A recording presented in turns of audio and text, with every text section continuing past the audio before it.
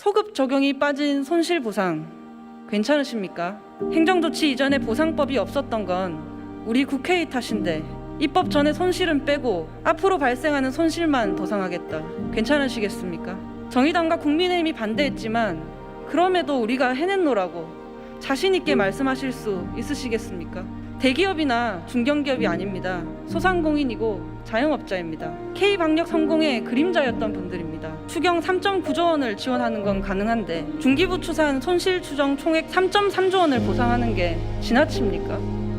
기어코, 기필코, 결단코 안 되는 일입니까?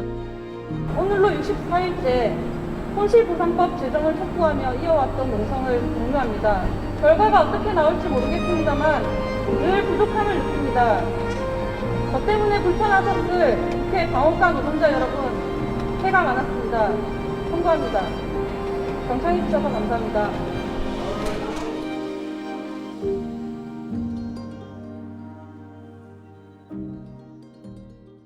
사랑하는 시민 여러분, 존경하는 박병석 국회의장님과 선배 동료 의원님 여러분, 국회 산업통상자원 중소벤처기업위원회 소속 정의당 류호정입니다. 대한민국 국회는 오늘 코로나19 재난사태가 남긴 소상공인, 자영업자 국민의 손실을 어떻게 보상할지 결정합니다. 국민을 대의하는 우리 입법자들 앞에 산자중기위의 대안, 그리고 정의당 국민의힘의 수정안이 있습니다. 두 법안의 차이는 오직 하나입니다. 소급 적용 여부입니다. 대안은 이 법 공포 이후의 손실만 보상하고 수정안은 최초의 행정조치가 있었던 작년 3월부터의 손실을 보상합니다.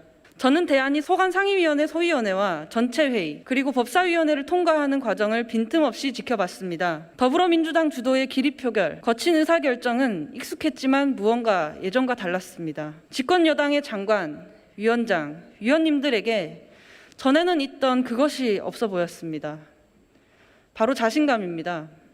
존경하는 더불어민주당 의원님 여러분, 소급 적용이 빠진 손실보상 괜찮으십니까? 행정조치 이전에 보상법이 없었던 건 우리 국회의 탓인데 입법 전에 손실은 빼고 앞으로 발생하는 손실만 보상하겠다. 괜찮으시겠습니까? 정의당과 국민의힘이 반대했지만 그럼에도 우리가 해냈노라고 자신 있게 말씀하실 수 있으시겠습니까?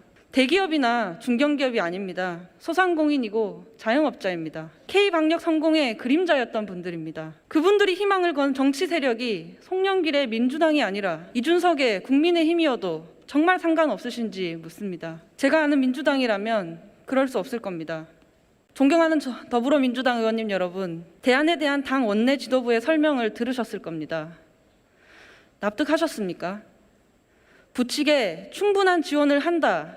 한 문장 넣고 사실상 소급 적용이라는데 동의하십니까?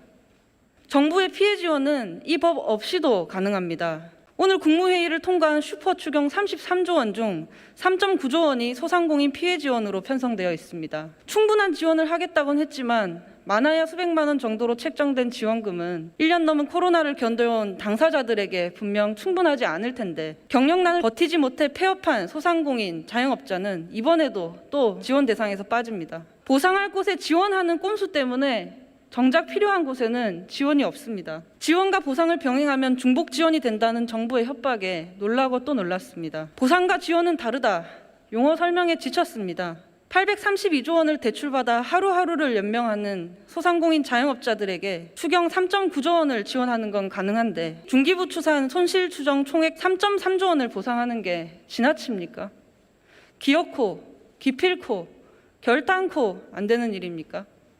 대한민국 헌법 제40조 입법권은 국회에 속한다.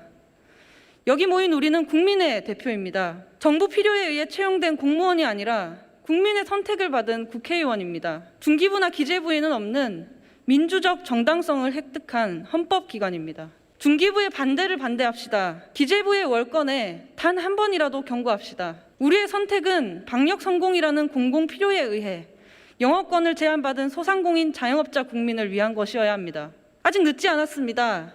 할 수 있습니다. 핑계가 아니라 방법을 찾읍시다. 지원과 초정금리, 대출 등으로 당장 시급한 분들을 보호하고 기준을 만들어서 원칙대로 보상하면 됩니다. 우리가 헌법의 명령대로 결정하기만 하면 됩니다. 코로나 손실 보상을 위한 우리들의 결의에 동참했던 37명 더불어민주당 의원님 여러분, 그리고 소상공인 자영업자를 대표하는 더불어민주당 의원님 여러분, 수정안에 찬성 표결해 주십시오. 부칙에 집합금지와 영업제한 등 행정명령을 시행한 날 이후 발생한 손실부터 적용한다를 넣는 안입니다. 우리 헌법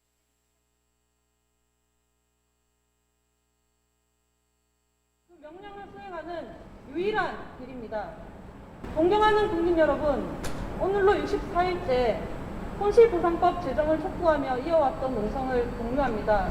결과가 어떻게 나올지 모르겠습니다만 늘 부족함을 느낍니다. 저 때문에 불편하셨을 국회 방어과 노동자 여러분, 해가 많았습니다. 송구합니다. 경청해 주셔서 감사합니다.